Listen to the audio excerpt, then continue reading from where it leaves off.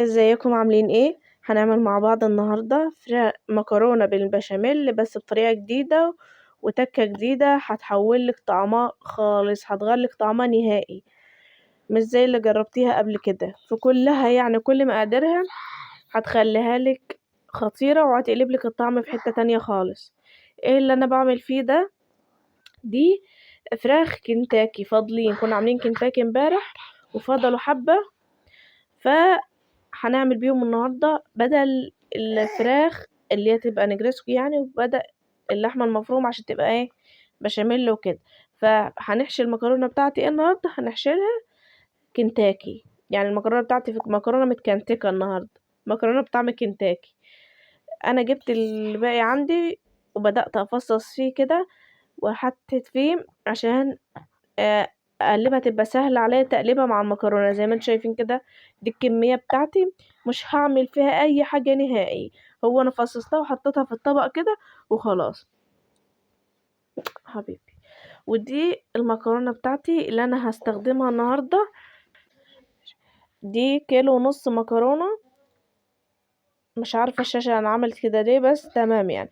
دي الحلة اللي انا سلقت فيها المكرونة، انا هسلق المكرونة بتاعتي 3/4 سوا، مش هسلقها سلق كامل يعني اهريها. دي المكرونه اللي انا كنت سلقه فيها اسفه الحله اللي كنت سلقه فيها المكرونه، فهستخدمها عشان ما اعملش مواعين كتير وكده، فهستخدمها اعمل فيها البشاميل كده كده كله هنحط على بعض يعني.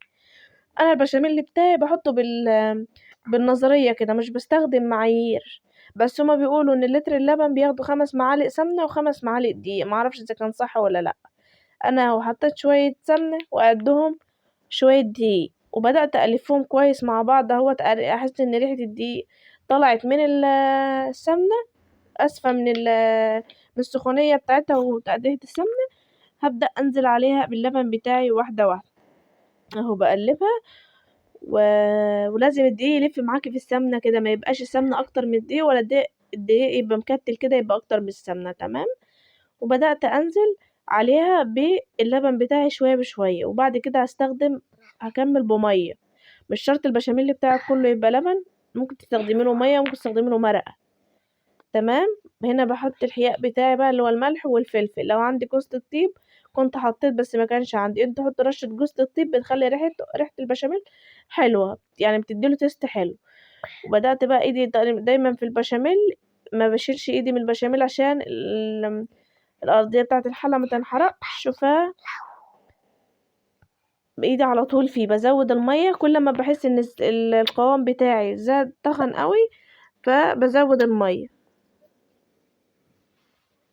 بس ايدي برضو على طول فيه، انا عاوزه البشاميل بتاعي خفيف عشان يطريلي القرمشه بتاعه الكنتاكي، تمام. مش عايزاه خفيف قوي يعني، هو ايه بين البنين بس مايل للخففان سنه كده. هنا بقى بعد المكرونه بتاعتي ما انسلقت وصفيتها، هبدا بقى ايه افردها كده في الحله بتاعتي في حاجه تكون واسعه عشان خاطر اعرف اقلب براحتي فيها الايه المكرونه. انا كنت بمسح الكاميرا عشان البخار كان اذيها يعني. ونزلت بقى بالايه بالفراخ بتاعتي على المكرونه. حاولي تعملي كميه صغيره على قد كميه اللحمه اللي عندك عشان تحسي بطعم الحاجه، مش تكتري المكرونه، تمام. مش تكتري المكرونه واللحمه شويه، او لو كترت اللحمه والمكرونه شويه عادي الطعم بيكون حلو، انما لو كترت المكرونه واللحمه شويه ما بتلاقيش اصلا اللحمه، ما بتحسيش بطعمها. هنا ضفت نص البشاميل اللي عندي او خليت حبه للوش، وضفت الباقي ايه في الحله،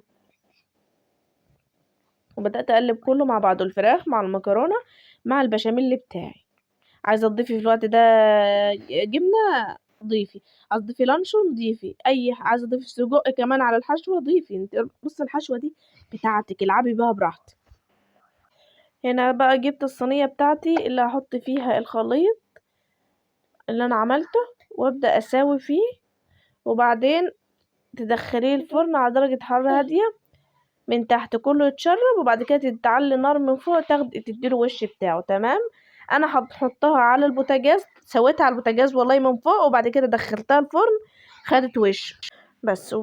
بدأت بعد ما سويتها بقى نزلت عليها بقية البشاميل بتاعي وابدأ اساوي. مش هسيب ولا حبة بشاميل لان احنا البشاميل بتاعها بنحبه كتير، فهساوي بقى الوش بتاع المكرونة عشان كلها تبقى متغطية بالبشاميل. وهدخلها الفرن زي ما قلت لك. انا سويتها على الفرن بوتاجاز وبعد كده دخلتها الفرن. انت عايزه تدخليها الفرن من البدايه دخليها الفرن من البدايه، بس بتغيب شويه في الفرن. تمام. هنا بقى كنت بجيب المكرونه بتاعتي بعد ما استوت في الفرن، كنت بطلعها وكنت خلصت يعني بقدر الحمد لله انعدل. ده شكل المكرونه بتاعتي بعد ما طلعت. في ناحيه منها ما خدتش لون لان انا كنت مستعجله على المكرونه بتاعتي عشان اوريها لكم عشان اخلص الفيديو، وبعدين رجعتها تاني كملت. جربيها وان شاء الله هتعجبك.